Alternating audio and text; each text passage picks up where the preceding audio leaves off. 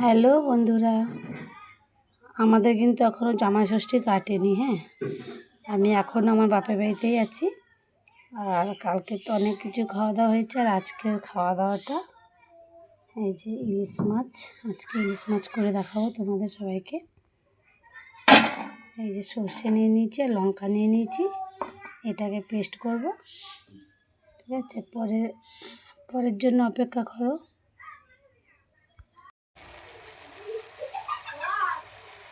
কালকে যেহেতু অনেক রিচ হয়েছে, সারাদিন জামাই ষষ্ঠীর বাজার ছিল, সারাদিন অনেক রিচ খাওয়া হয়েছে, খাসির মাংস, চিংড়ি মাছ। তো আজকে একটু সিম্পল খাবার হবে আজকে রান্নাটা।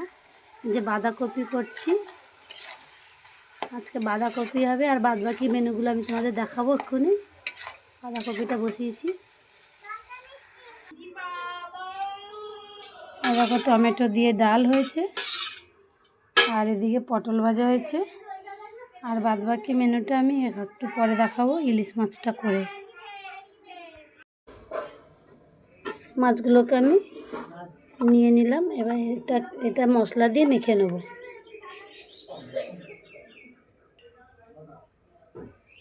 নুন দিয়ে দেবো এবার মাছটার মধ্যে।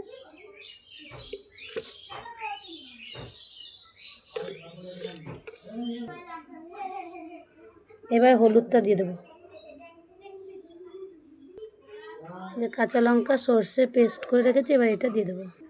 সর্ষে বাটাটা দিয়ে দিয়েছি, এবার দিয়ে দেবো সর্ষের তেল।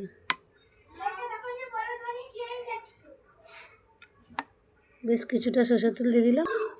এবার সব মশলাগুলো একে একে আমি সব মাছের গায়ে লাগিয়ে নেব।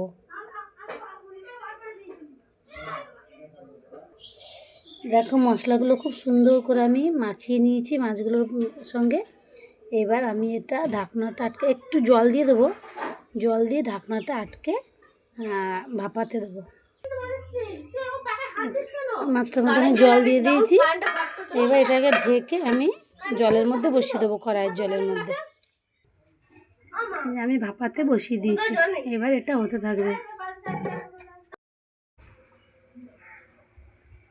দেখো আমার সর্ষে ইলিশ ভাপাটা হয়ে গেছে।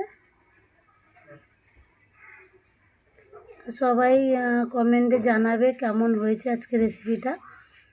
সবার সঙ্গে শেয়ার করলাম। টাটা।